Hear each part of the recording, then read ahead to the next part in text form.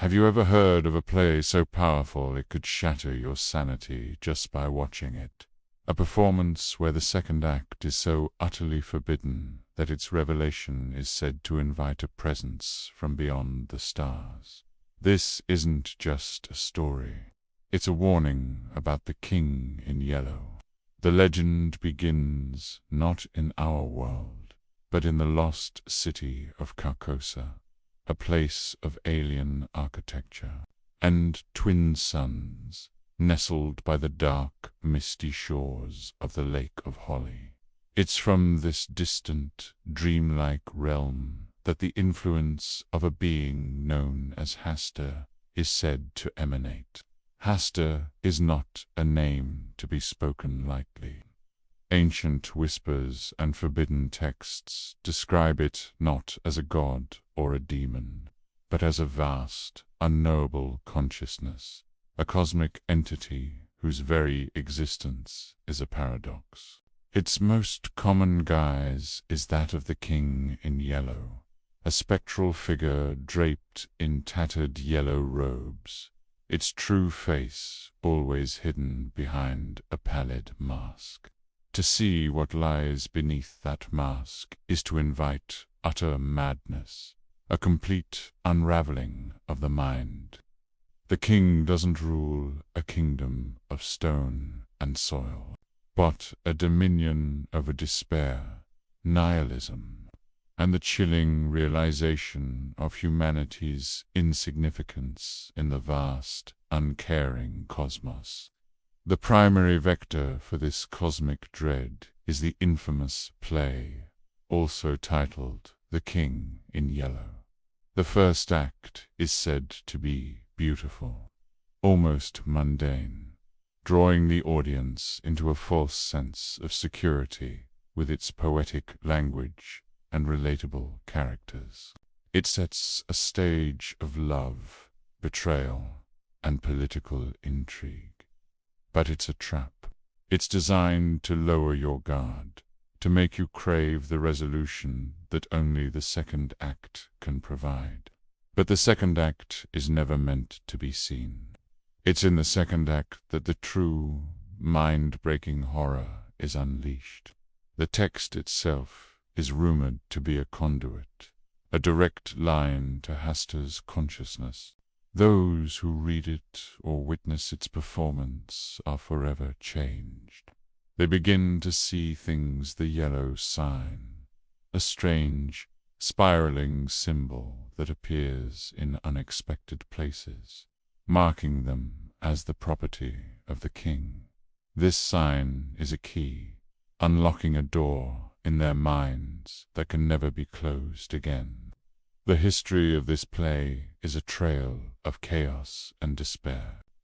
In 1895, a collection of stories emerged, detailing the play's horrifying effects on the artists, dreamers, and intellectuals of Paris and America. A sculptor, after reading the play, becomes obsessed with a chilling statue he calls the repairer of reputations. A young artist sees visions of Carcosa in the waters of a city fountain.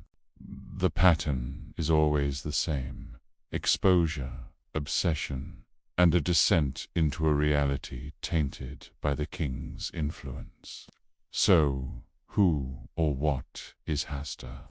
The lore is fragmented, pieced together from countless apocryphal sources.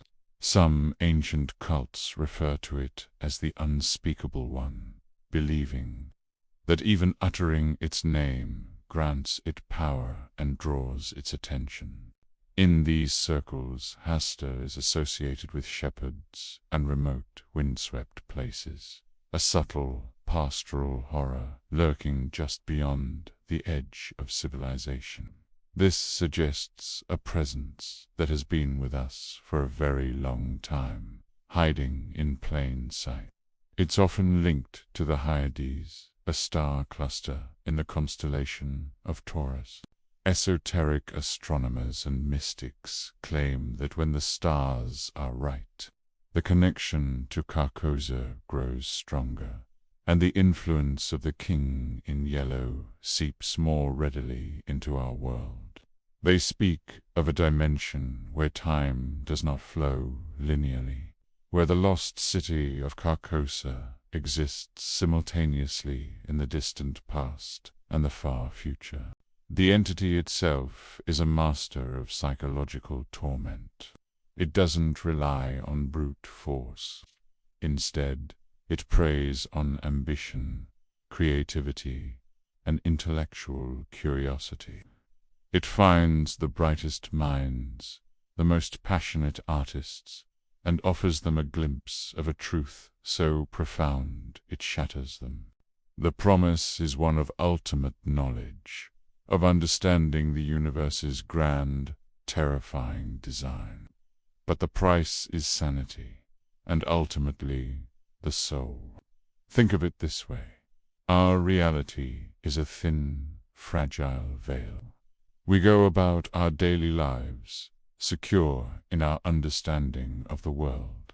Hastur, through the King in Yellow, simply pulls that veil aside, forcing us to look at the vast, empty, and chaotic abyss that lies just beyond. It's the embodiment of existential dread, the fear that everything we believe in is a lie. The yellow sign acts as a beacon. Once seen, it's seared into your memory. You might glimpse it in the cracks of a sidewalk, in the pattern of leaves on a tree, or in the frantic scrawls of a madman. It's a constant reminder that you have been noticed, that you are no longer alone in your own mind. The King is watching. Many have tried to destroy all copies of the play, to erase the yellow sign from history. But it always resurfaces. It's a mimetic virus, an idea that once planted can never be truly eradicated.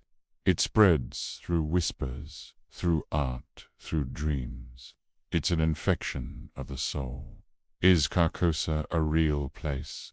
Is the King in Yellow waiting behind his mask? Perhaps these are just tales, cautionary fables about the dangers of forbidden knowledge. But then you see a strange, spiraling symbol out of the corner of your eye. You hear a line of prose from a play you've never read, and you feel a sudden, chilling sense that you are a character in a story far older and more terrible than you can possibly imagine. A story whose second act is about to begin. And you begin to wonder if the pallid mask you sense is not out there in the cosmos, but one you are already wearing. Thank you for joining me on this journey into the unsettling lore of the King in Yellow. If you enjoy exploring the shadows of the unknown, please consider liking this video and subscribing for more dives into cosmic horror.